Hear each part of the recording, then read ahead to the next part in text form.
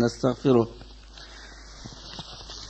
ونعوذ بالله من شرور أنفسنا ومن سيئات أعمالنا من يهده الله فلا مضل له ومن يضلل فلا هادي له وأشهد أن لا إله إلا الله وحده لا شريك له وأشهد أن محمدا عبده ورسوله أما بعد فإن أصدق الحديث كتاب الله تعالى وخير الهدي هدي محمد صلى الله عليه وسلم وشر الأمور محدثاتها وكل محدثة بدعة وكل بدعة ضلالة وكل ضلالة في النار. Donc la dernière fois on a parlé de l'unicité de la connaissance d'Allah et on a parlé des preuves dans le Coran et on a dit aussi une chose, c'est que Allah il utilise différents raisonnements.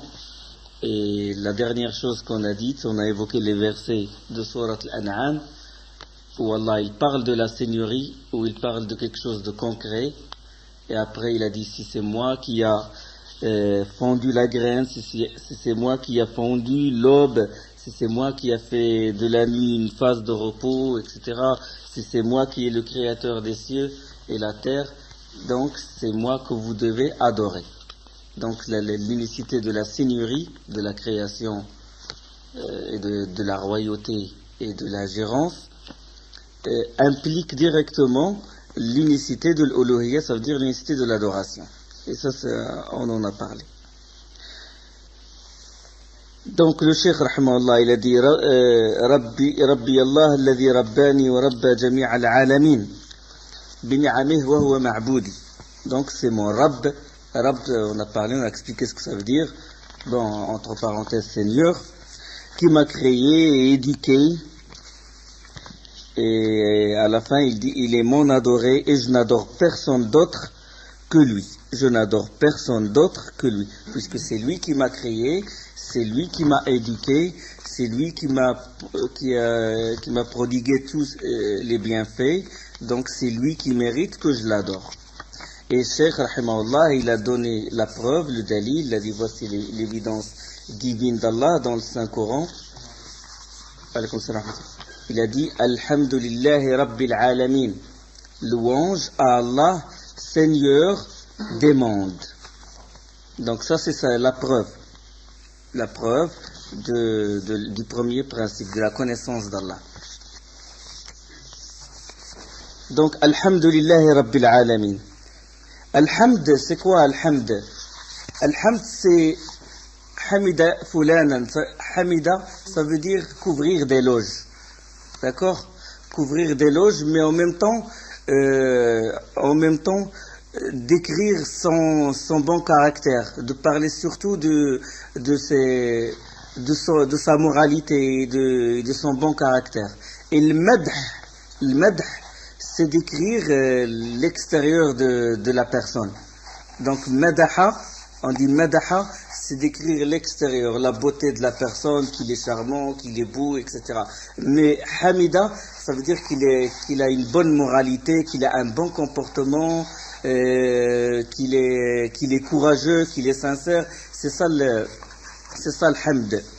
Et le hamdulillah, ça veut dire couvrir d'éloges Allah subhanahu wa ta'ala.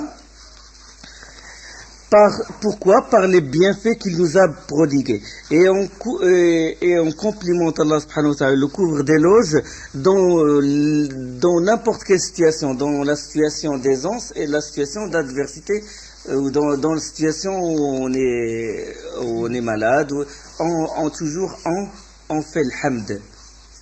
D'accord? On fait le hamd, alhamdulillah. Donc, on le loue, subhanahu wa ta'ala, parce que il mérite les plus grandes louanges, il mérite le plus grand hamd, et par les bienfaits qu'il nous a prodigués. D'accord? Et shukr, on dit le hamd et shukr. Et shukr, c'est le couvrir d'éloges Allah subhanahu wa ta'ala par suite d'un bienfait qu'il nous a prodigué.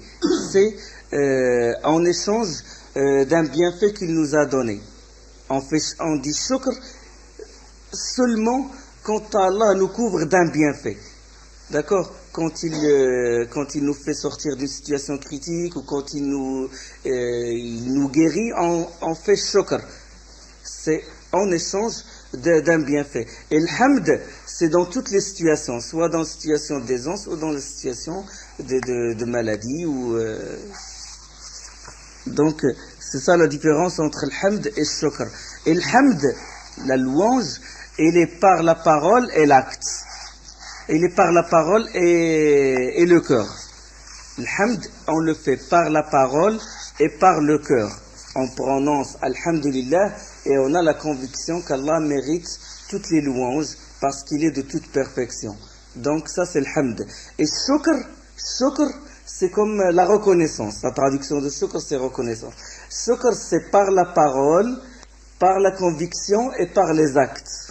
D'accord? Donc shukr, le remerciement, la reconnaissance, c'est par les trois. Par la parole, par le cœur et par les actes extérieurs, par les actes du corps. I'malu ala Daouda shukra. Œuvrer aux familles de Daoud ou aux familles de Daoud, œuvrer par shukr. Œuvrer par shukr. Et on dit sujoud shukr, prosternation de shukr. C'est un acte du cœur, un acte du corps. D'accord? On se prosterne et c'est un acte.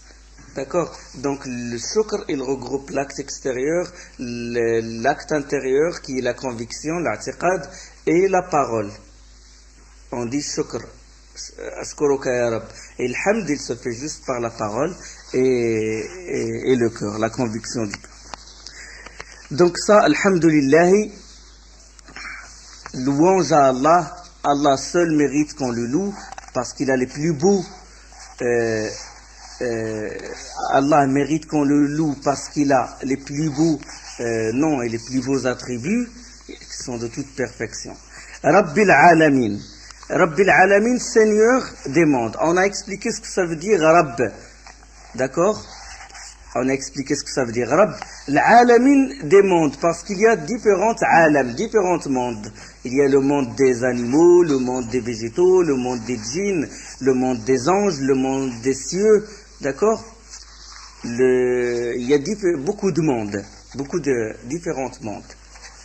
C'est pour ça qu'Allah il a dit dans Surat Al-Fatiha, Alhamdulillah Rabbil Alamin. C'est un pluriel. Alam, c'est un singulier. Donc différents mondes. Et Allah, il est le Seigneur de tous ces mondes-là.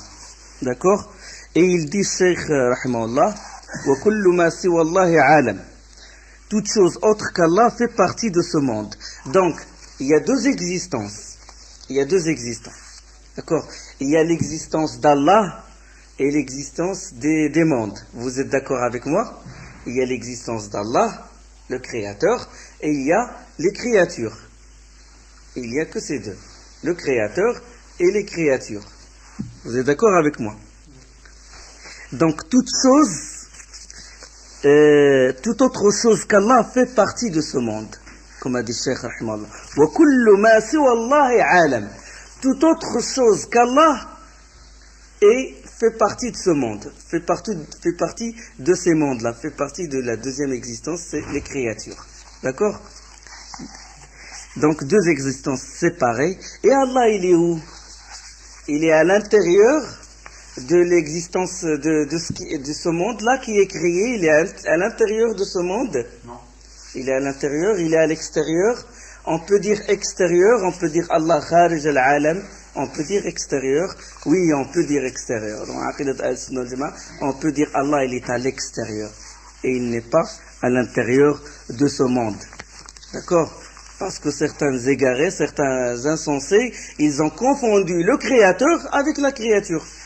Tu dis où est Dieu? Il te dit il est partout. Il a confondu les deux existences. Dans ce cas, on va adorer les arbres, on adore les montagnes. Celui qui adore Hubal, il a raison dans ce cas-là. Et celui qui adore Lat ou l'Uzza, et celui qui adore une créature, ceux qui ont adoré Pharaon. Et ça a amené vers ce genre de croyance. On voit dans des livres d'islam que Pharaon, il est musulman. Et il tord le texte de Allah l'afia. C'est les adeptes, ce qu'on appelle les adeptes du monisme. Ils croient que la créature et le créateur forment une seule entité. Il est où Allah? On a le droit de poser la question. On a le droit de poser cette question. Hadith Muslim, numéro 537. Quand Muawiyah ibn Abi al-Hakam Sulami, radiyallahu anha, quand il a giflé une de ses esclaves, une esclave à lui, cette esclave d'habitude, elle gardait son troupeau de moutons et les produits. Il les gardait dans un coin près de la montagne de Uhud. Et un jour, le loup, il a mangé une brebis de son troupeau à lui. Et lui, il s'est mis en colère et il a giflé son esclave. Et il s'est mis en colère, il l'a giflé et la pauvre, elle n'est pas responsable. Donc il a dit, il a voulu absoudre son péché, il a voulu rétablir ce qu'il a fait, l'erreur qu'il a fait, et il a voulu en échange la franchir carrément. Il est allé voir le prophète sallallahu alayhi wa sallam. C'est un long hadith de Muawiyah ibn Abi al-Hakam Sulami. C'est un long hadith qui se trouve dans Muslim. Il est allé voir le prophète sallallahu alayhi wa sallam, il lui dit, voilà ce que j'ai fait, et j'ai voulu affranchir mon esclave. Et aussi, le prophète sallallahu alayhi wa sallam, pour que Muawiyah libère cette esclave, il faut qu'elle soit croyante. Et le prophète sallallahu alayhi wa sallam a demandé à Muawiyah ibn Abi al-Hakam Sulami de ramener cette fille-là. Et il l'a ramenée. Et le prophète sallallahu alayhi wa sallam, pour la tester, est-ce qu'elle est croyante ou non croyante, il lui a dit, qui suis-je? Man ana? Qalat anta Rasulullah. Il a dit, toi, tu es l'envoyé d'Allah. Et il a dit, Aïna Allah? Il a dit, lui, le prophète sallallahu alayhi wa sallam, il a dit, Aïna Allah? Où est Allah? Le prophète sallallahu alayhi wa sallam qui pose la question. Où est Allah? Il a dit, Fis sama. Fis sama, ça veut dire au-dessus des cieux. D'accord? Ça veut dire, Ala sama. Il est au-dessus des cieux. Et puis le prophète sallallahu alayhi wa sallam a dit à Muawiyah ibn Abi al-Hakam Sulami, il lui a dit, affranchis-la car c'est une croyante. Il a jugé qu'elle est croyante parce qu'elle a témoigné que Muhammad est l'envoyé d'Allah, et il a témoigné qu'Allah il est au-dessus des cieux. D'accord? On a le droit de poser cette question, où est Allah? On a le droit parce que le guide de l'humanité l'a dit. Le prophète sallallahu alayhi wa sallam, il a posé cette question. C'est une sunna de poser cette question. Et le hadith de Jabir, hadith rapporté par Muslim, hadith 1218, quand le prophète sallallahu alayhi wa sallam dans le pèlerinage d'adieu, khutbat al-wada', quand il a dit, c'était devant à peu près plus de 100 000 pèlerins, il disait, à chaque fois le prophète sallallahu alayhi wa sallam, il disait, est-ce que j'ai transmis le message à la al-Ballagh? Et les compagnons, ils répondent, oui, tu as transmis le message. Et à chaque fois, le prophète sallallahu alayhi wa sallam lève le doigt vers le ciel et il dit, Allahumma fashhad, oh Allah, sois témoin. Et les preuves sont très nombreuses. De toute façon, on a une petite risala là-dessus, sur tous les témoignages des compagnons, les 4 califes bien guidés et les 4 imams. L'imam Abu Hanifa, l'imam Malik, le Shafi'i, l'imam Ahmed, tous avec qui témoignent qu'Allah il est au-dessus des cieux. De toute façon, même en nous-mêmes, dans notre fitra, la personne, à chaque fois qu'il évoque Allah subhanahu wa ta'ala, intérieurement il est poussé vers le haut. Intérieurement. Et au cours d'un débat qui a eu lieu entre Abu al-Ma'ali al-Juwayni et un Ash'ari, les gens qui ont perdu leur Dieu, quoi, ils ont dit qu'il n'est pas au-dessus, il n'est pas en bas, il n'est pas à droite, il n'est pas à gauche, il n'est pas à l'intérieur du monde, il n'est pas à l'extérieur. Ils l'ont perdu, ces gens-là. Il a débattu il a débattu avec un grand savant, avec le Hamadani, un savant des gens de la Sunna. Et il commence à discuter avec lui sur l'istiwa, il a dit istawa, ça veut dire dominer, etc. Et puis le Hamadani, il dit, ne me parle pas de ça. Ne me parle pas de ça, c'est venu par l'information. C'est Allah qui nous a informés de ça. Et si Allah ne nous a pas informés, on va pas avoir la connaissance de la chose. C'est par l'information qui est venue du ciel. Mais maintenant, dis-moi, comment tu expliques le fait que chaque personne qui évoque Allah, il est poussé intérieurement à lever les yeux vers le haut. Et Abu al-Ma'ali al-Juwayni commence à frapper sa tête comme ça, il dit, ça y est, il m'a battu le Hamadani, Donc ça, c'est clair. Il est à l'extérieur, il est au-dessus du trône, au-dessus des cieux, comme il veut, subhanahu wa ta'ala. Comme il l'a dit dans le Coran, Amintum man fis sama, dans Surat al-Mulk, étiez-vous à l'abri de celui qui est au ciel, il est au-dessus des cieux. Et Ibn Abbas, dans l'explication de ce verset, il dit, celui qui est fis sama au ciel, c'est Allah subhanahu wa ta'ala. Donc, ça c'est clair. Et il dit, Cheikh rahimahullah, chaque mot qu'il dit, il a une signification. Wa kullu ma siwa Allahi alam. Il ne dit pas ça comme ça de sa tête, il l'a dit pour répondre en même temps aux soufis, les adeptes du monisme, où ils disent qu'Allah il est partout, où ils disent Allah il est dans les cœurs des musulmans. Son amour est dans les cœurs, pas lui-même. Son amour est dans les cœurs des musulmans. Il faut juste rectifier la phrase. Et ceux qui ont confondu le créateur avec la créature, il veut répondre par ce terme-là. Wa kullu ma siwa Allah alam. Et toute autre chose qu'Allah fait partie de ce monde. Toute autre chose en dehors d'Allah fait partie de ce monde. Rien, simple phrase, mais il répond aux adeptes du monisme qui croient qu'il invoque Allah, il dit Ya mawjoud fi kulli wujud. Oh, toi qui existes dans tout l'univers, toi qui existes dans toute l'existence, c'est un faux dua. Et pour répondre aussi aux négationnistes qui nient qu'Allah il est au-dessus du trône, les négationnistes qui ont perdu leur Dieu. Ils disent qu'il n'est pas au-dessus, il n'est pas en bas, il n'est pas à gauche, il n'est pas à droite, il n'est pas à l'extérieur, il n'est pas à l'intérieur. Donc rien qu'avec cette phrase, il répond à certains sectes égarés. Et il dit, rahimahullah, wa ana wahidun min hadha al-alam. Ana wahidun min hadha al-alam. Et moi, je suis un individu qui fait partie de ce monde. D'accord? Qui fait partie de ce monde qui est créé. Moi, je fais partie de ce monde qui est créé. Donc, si je fais partie de ce monde, ça veut dire, je suis de ceux qu'Allah leur a prodigué ses bienfaits. Je suis de ceux qu'Allah a éduqués. Je suis de ceux qu'Allah a assujettis la terre, la mer, les rivières pour moi. D'accord? Donc je suis un individu et je fais partie de ce alam.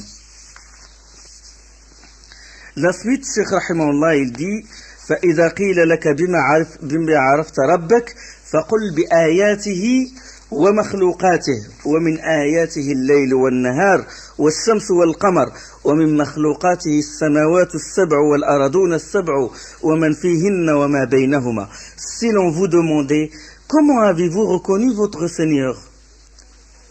D'accord?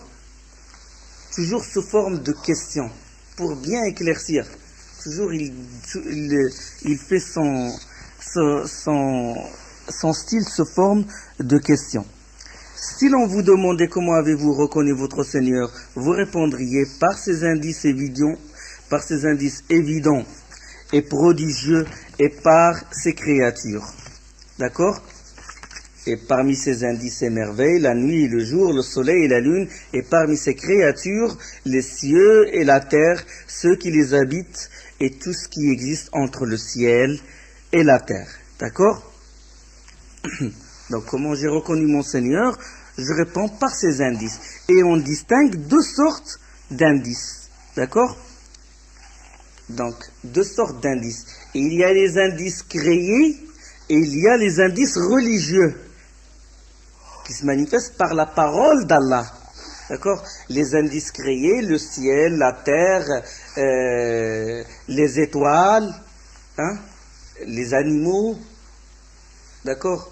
Notre propre corps, à l'intérieur de notre propre âme, c'est un indice qui prouve qu'Allah est le Seigneur des mondes et que c'est lui mon adoré. Donc ça c'est un indice, si vous voulez, matériel, c'est un indice créé. Et il y a les indices religieux, shara'i. Ayat kawniyah, kawni, universel, si vous voulez, matériel, créé, et ayat shar'iyya, ça veut dire indice révélé. qui se manifeste par la révélation, la parole d'Allah. Et la parole d'Allah, c'est un attribut d'Allah subhanahu wa ta'ala. Puisque la parole d'Allah n'est pas créée. Donc ça concerne les deux sortes d'indices. Et les versets révélés. On va parler d'abord des versets révélés, qui sont les indices religieux. Là, on le trouve dans le Coran. Parce que, comme j'ai dit, la révélation, ça fait partie de la parole d'Allah. Et la parole d'Allah, c'est un attribut d'Allah. Elle n'est pas créée comme dans le hadith, le dua. Quand on dit « A'udhu bi kalimatillahi tammat min sharri ma khalaq ». Je me réfugie dans les paroles intégrales d'Allah contre le mal qu'il a créé.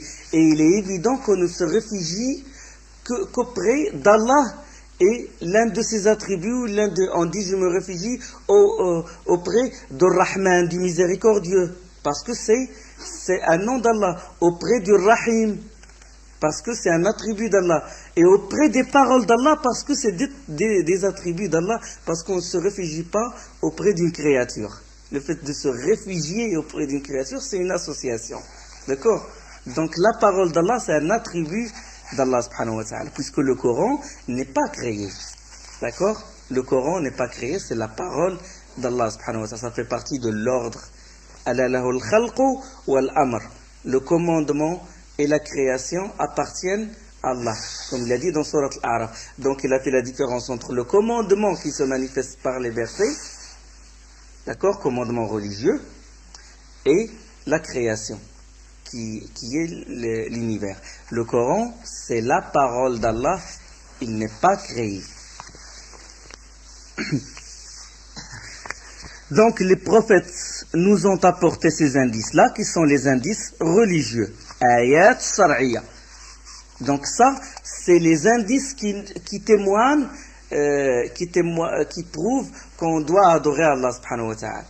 Parce que la question, comment avez-vous reconnu votre Seigneur?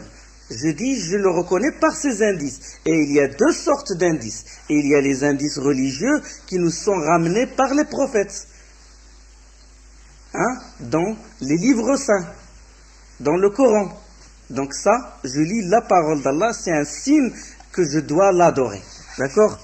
Allah subhanahu wa ta'ala, il a fait, dans ces indices-là, qui sont religieux, nous pousse vers quoi? Il nous pousse d'abord à utiliser la raison, à utiliser, la faire travailler. D'accord? À utiliser cette raison en citant des paraboles, ce qu'on appelle amthal.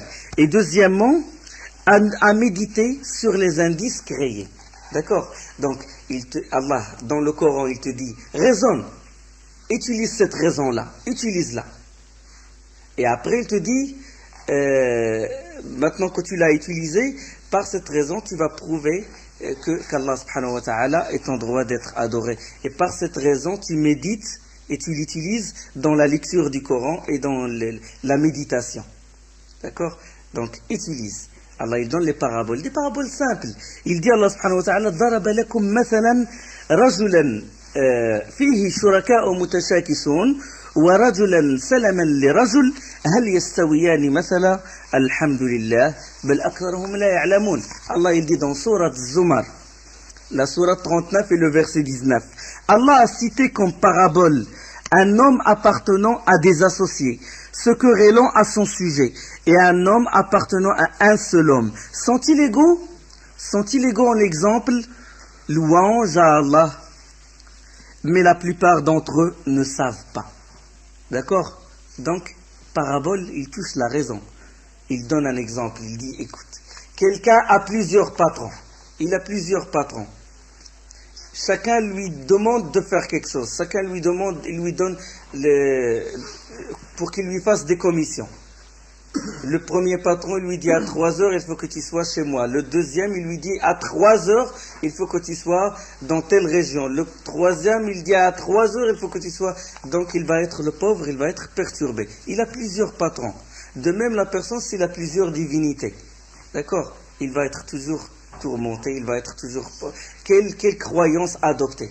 Hein? Aujourd'hui, il est communiste, le lendemain, il va être bouddhiste, le surlendemain, il va prendre peut-être il va prendre une secte témoin de Jéhovah, et chaque fois, perturber le pauvre. فيه شركاء ضرب الله مثلا رجلا فيه شركاء متشاكسون. Il a plusieurs patrons, il appartient à des associés qui se querellent à son sujet. Donc c'est ça l'associateur, plusieurs divinités. Et puis je donne un autre exemple, ça c'est pour l'occidental. L'exemple, celui de ceux qui sont au bled. Il va invoquer une tombe, il va dire Ouali, donne-moi des enfants.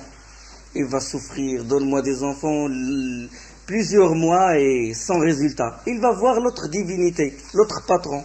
Il va l'invoquer. Peut-être que celui-là, il est bien pour les enfants. L'autre, c'est pour le travail. Et comme ça. Et on a des idoles au bled, on a des tombes. Chaque tombe, elle est réservée à une chose. Cette divinité, elle est spécialiste dans la progéniture. Cette divinité, c'est dans les maladies. Et même les maladies, c'est comme chez les médecins. Chaque divinité, elle est spécialiste il y a une divinité spécialiste pour sortir les djinns, là. Allez au Maroc et vous allez voir. En Algérie, en Tunisie, vous allez voir là. Allah l'afiyah. Donc ça, c'est une parabole simple. Allah a cité comme parabole un homme appartenant à des associés, se querellant à son sujet. Et un homme appartenant à un seul homme. وَرَجُلٌ سَلَمًا لِرَجُلٍ. Un homme conforme à un seul homme. هل يستويان مثلا. Sont-ils égaux en exemple? Répondez-moi. Sont-ils égaux en exemple? La réponse n'est pas évoquée dans le verset. Sont-ils? Ils ne sont pas égaux. Allah, il a posé la question comme quoi la réponse, elle est connue. Il dit, utilise cette raison. Utilise-la. Sont-ils égaux? Point d'interrogation. Louange à Allah. T'as répondu. Toi qui raisonnes. Louange à Allah. Mais la plupart d'entre eux ne savent pas. Hein? La ya'lamoun. Il a dit la ya'lamoun. Il n'a pas dit la yashkurun. Il n'a pas dit un autre verbe. Il a utilisé le verbe savoir. La ya'lamoun. Hein? Donc il faut utiliser cette raison. Les gens de l'enfer, dans Surat Tabarak, وَقَالُوا لَوْ كُنَّا نَسْمَعُ أَوْ نَعْقِلُ مَا كُنَّا فِي أَصْحَابِ السَّعِيرِ. Si nous avions entendu, et sama', quand on parle de sama', c'est le Coran. La révélation avec les deux sortes de révélations, qui est le Coran et la Sunna, puisque la Sunna, quand je dis la Sunna, c'est les paroles et les actes du prophète sallallahu alayhi wa sallam, et les confirmations, et quand il sourit, quand il se met en colère, et tout ça, ça fait partie de la révélation. D'accord? Le Coran et la Sunna, ça fait partie de la révélation. Si nous avions entendu, law kunna nasma'u, ça veut dire entendu la révélation, aw na'qilu, et raisonner. Donc, les deux choses, nous ne ferions pas partie des gens de l'enfer, de Sa'ir. Donc il y a les deux choses. Et en général, quand il trouve un jeune tombé dans une secte, c'est parce qu'il a jeté sa raison, il l'a piétiné par terre. Imitation aveugle. Donc on doit utiliser cette raison et méditer. أَفَلَا يَتَدَبَّرُونَ الْقُرْآنَ. Ne médite pas sur le Coran. Donc utilisez cette raison et méditez sur les indices, sur les versets du Coran, et méditer sur les indices universels, l'ayat al-kawniya. Donc à regarder et à contempler.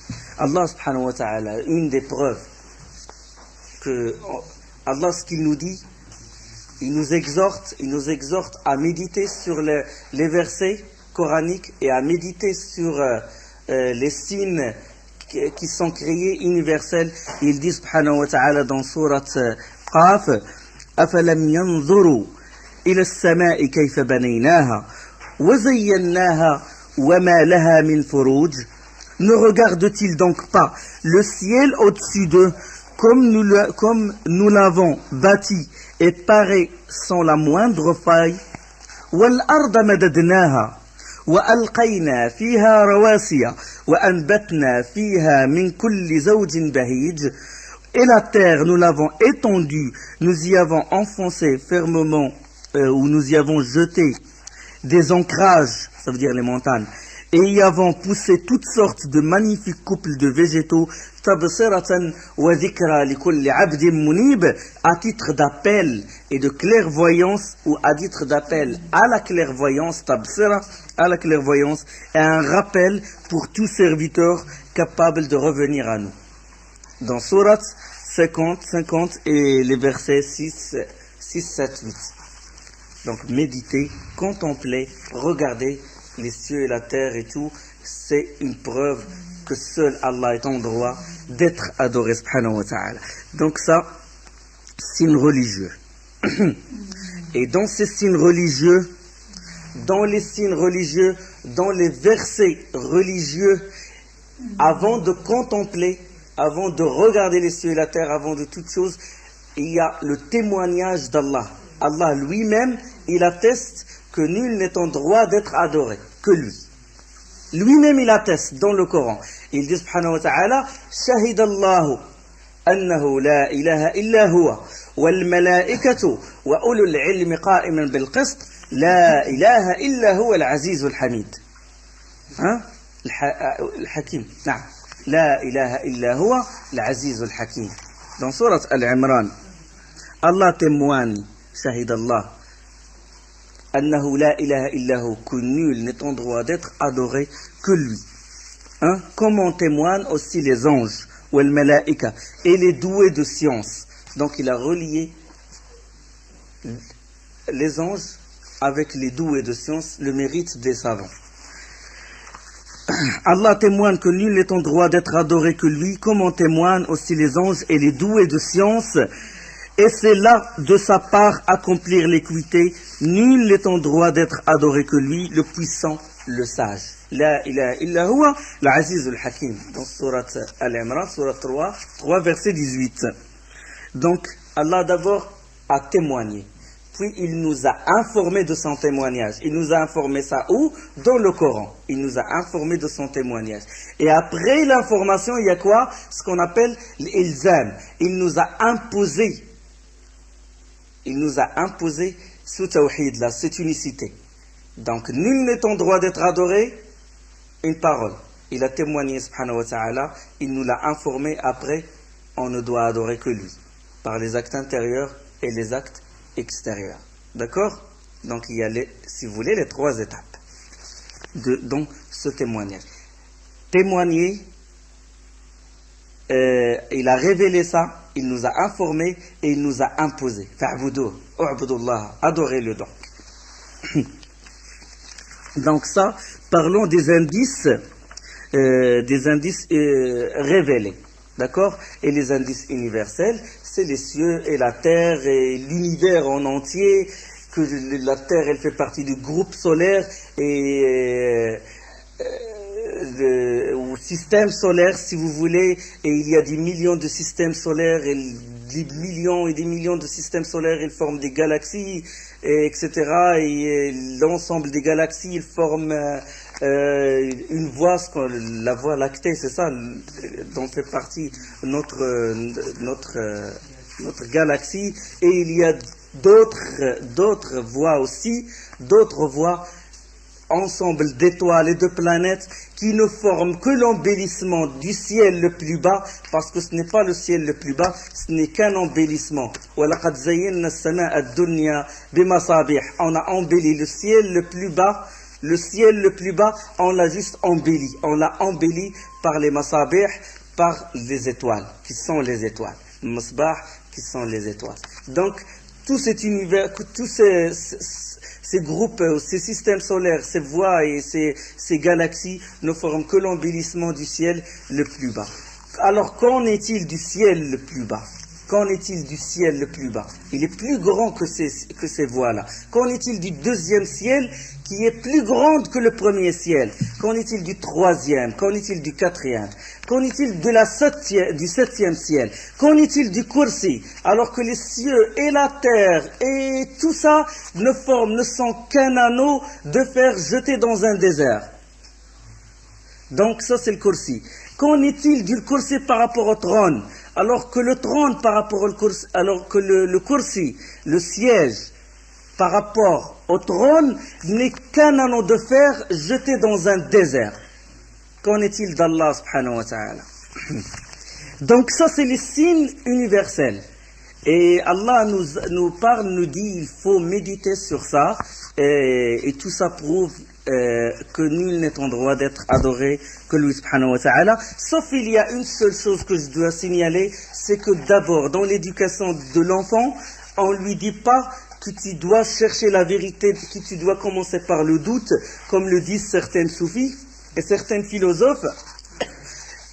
Et parce que quand on exhorte quelqu'un, quand on lui donne les preuves de l'existence d'Allah, et ça c'est dans le cœur de n'importe qui, et qu'il doit être adoré, on doit commencer d'abord par le Coran. On lui donne le verset du Coran. On commence d'abord par les signes religieux. On ne lui dit pas médite, regarde les cieux, regarde et cherche, et après ça tu vas témoigner. Non, on le réfère au Coran. Au début on le réfère au Coran. Iqra, bismi rabbika alladhi khalaq. Tu lis. Et en même temps, après, tu médites et après, d'accord? Mais d'abord, il n'y a pas plus fort dans le cœur de l'être humain, il n'y a pas de choses qui a plus d'effet sur le cœur de l'être humain que les versets révélés. Shahidallahu annahu la ilaha illallah, annahu la ilaha illahu. D'accord? Donc, son témoignage suffit pour nous, Ahl-Sunnah al-Jama'a. Les gens de la Sunnah et al-Jama'a, sans ces signes universels créés, le témoignage. Quand il dit, donne-moi la preuve que Allah est en droit d'être adoré, tu dis, Shahidallahu annahu la ilaha illahu. Le verset du Coran. D'abord le verset. Et après tu peux discuter avec lui sur les étoiles, sur l'univers, etc. Et donc c'est ça la façon, la méthode d'Ahl-Sunnah al-Jama'a. Les autres, qu'est-ce qu'ils disent? Regardez les cieux, regardez ça, contemplez, regardez ça, regardez ça. Il dit subhanallah et tout. Et tu le trouves rarement te donner la référence dans le Coran. D'accord? Donc il faut avoir conscience de ça. Et vous l'avez touché dans la vie où on vit, dans les mosquées et tout. Regardez, masha'Allah, les trésors d'Allah et tout, et sans aucun verset du Coran dans son exhortation, dans son maw'ida. Nous on réfère. On commence par le verset et on détaille. Et on parle des signes universels créés, etc. C'est ça la méthode de Ahl-Sunnah wal-Jama'a. Et dans l'éducation de l'enfant, c'est comme ça. Tu ne vas pas attendre qu'il va marcher sur ses pieds, tu vas lui dire voilà, tu vas regarder le ciel, tu vas regarder ça, tu vas regarder Allah les a créés. Non, tu lui dis dis la ilaha illallah. D'accord? Tu l'éduques à ça. Parce que la ilaha illallah, ça va avoir un effet. Rien qu'il la prononce, sans qu'il comprenne, même s'il est petit, ça va avoir un effet sur son cœur.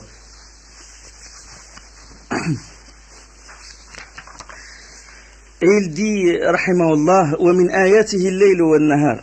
Parmi ses indices, ses merveilles, la nuit et le jour, le soleil et la lune, et parmi ses créatures, les cieux et la terre, ceux qui les habitent, et tout ce qui existe entre le ciel et la terre. Et il donne la preuve, à chaque fois il donne dalil, rahimahullah, il dit parmi ses indices, la nuit et le jour, le soleil et la lune. Wa min ayatihi al-layl wa an-nahar, wa ash-shamsu wa al-qamar. Dans Surat 41, verset 37, parmi ces indices, la nuit et le jour, le soleil et la lune, ne vous prosternez pas devant le soleil et la lune, prosternez-vous plutôt devant Allah qui les a créés, si c'est lui seul que vous adorez. Hein? Si c'est lui seul que vous adorez. Donc, il donne la preuve parmi ces indices, la nuit, le jour, le soleil et la lune. Et après Allah directement il dit ne vous prosternez pas devant ces choses-là, que la grandeur de ces choses-là, de ces créatures ne vous pousse pas à vous prosterner devant elles. La grandeur de ces choses-là. D'accord? Donc, mais prosternez-vous plutôt devant le créateur de ces étoiles et tout. Donc la grandeur de ces choses-là ne vous pousse pas à les vénérer comme on vénère Allah. Ou ne vous pousse pas à dire que ces étoiles ont un effet sur mon avenir.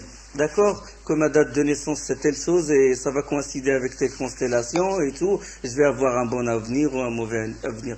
Que la beauté ou la grandeur de ces étoiles-là ou ce monde ne pousse pas à à l'égaler avec Allah subhanahu wa ta'ala, mais c'est une preuve, prosternez-vous plutôt, comme il dit Allah subhanahu wa ta'ala, prosternez-vous plutôt devant Allah qui les a créés, car si c'est lui que vous adorez, si c'est lui que vous adorez. Surat 41, le verset 37. Et il y a des gens par manque de raison qui ont adoré ces étoiles-là.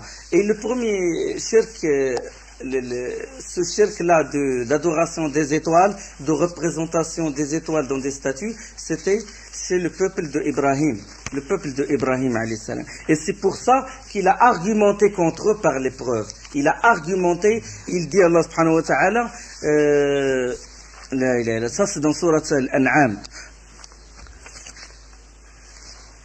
فلما رأى الليل فلما رأى كوكبا قال هذا ربي فلما جن عليه الليل ورأى كوكبا قال هذا ربي وكذلك نري إبراهيم ملكوت السماوات والأرض وليكون من الموقنين فلما جن عليه الليل رأى كوكبا قال هذا ربي فلما أفل قال لا أحب الآفلين. Allah dit quand la nuit noire fut venue, فلما جن عليه الليل, il vit un astre, il vit رأى كوكبا, et dit, Ibrahim alayhi salam, il dit c'est mon Seigneur. Mais quand l'astre eut décliné, il dit je ne me satisfais pas de ce qui est sujet au déclin. Je ne me satisfais pas de ce qui est sujet au déclin. Mais ça, c'est pas parce que lui il doute, c'est pour argumenter contre le peuple, contre son peuple. Il veut leur montrer, il veut leur expliquer la chose. Il a dit voilà, d'accord, cet astre-là, c'est mon Seigneur. Devant eux aussi pour qu'il raisonne. Mais quand cet astre est décliné, il dit écoutez, je ne me satisfais pas de ce qui est sujet au déclin. Si vous adorez cet astre-là, vous le représentez dans vos statues, moi je ne vais pas me prosterner devant lui, je ne vais pas, c'est pas ma divinité parce qu'il est sujet au déclin. Et la suite, فَلَمَّا رَأَى الْقَمَرَ بَازِغًا قَالَ هَذَا رَبِّي. Quand il vit la lune montée dans sa splendeur, il dit voici donc mon Seigneur. Il leur dit c'est pour répondre à eux, pour qu'eux ils écoutent, c'est pour argumenter contre eux. فَلَمَّا رَأَى الْقَمَرَ بَازِغًا قَالَ هَذَا رَبِّي. Quand il vit la lune montée dans toute sa splendeur, il dit voici mon Seigneur. فَلَمَّا أَفَلَ. Quand il eut décliné, quand la lune eut décliné, quand elle eut décliné, il dit à moins que mon Seigneur ne me guide,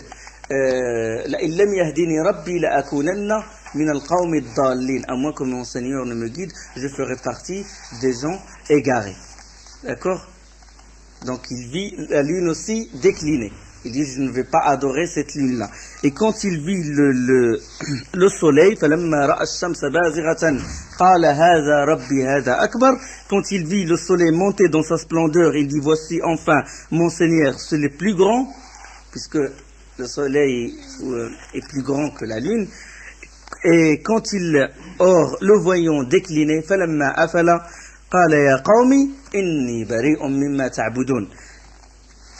Ibrahim alayhi salam, il répondit, ô mon peuple, dit-il, je me proclame innocent de cela qu'Allah vous associe. Je me désavoue de vos divinités. D'accord? Parce qu'ils adorent le soleil, ils adorent les étoiles, etc.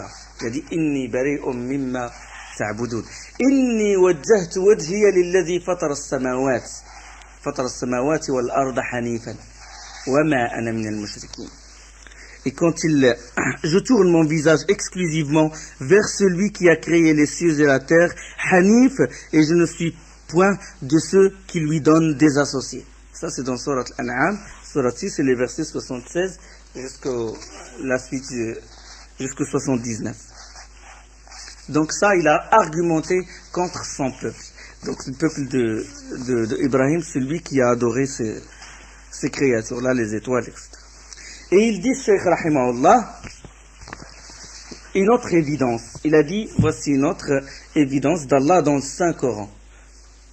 Une autre preuve dans le Coran, il dit Allah subhanahu wa ta'ala, oui, votre Seigneur, inna rabbakum Allahu alladhi khalaqa as-samawati wal arda fi sittati ayyamin thumma istawa ala al-arsh yughshi al-layla an-nahar yatlubuhu hasitha. Allah il dit, oui, votre Seigneur, c'est Allah qui a créé les cieux et la terre en 6 jours. Puis il s'est puis istawa ala, le trône, on va expliquer ce que ça veut dire. Il fait que la nuit excitée à poursuivre le jour le couvre, et le soleil et la lune et les étoiles sont sujets à ses ordres. N'est-ce pas à lui seul qu'appartient la création et le commandement? Béni soit Allah, Seigneur de tous les mondes. Wa subhanakallahumma bihamdik, ashhadu an la ilaha illa ant,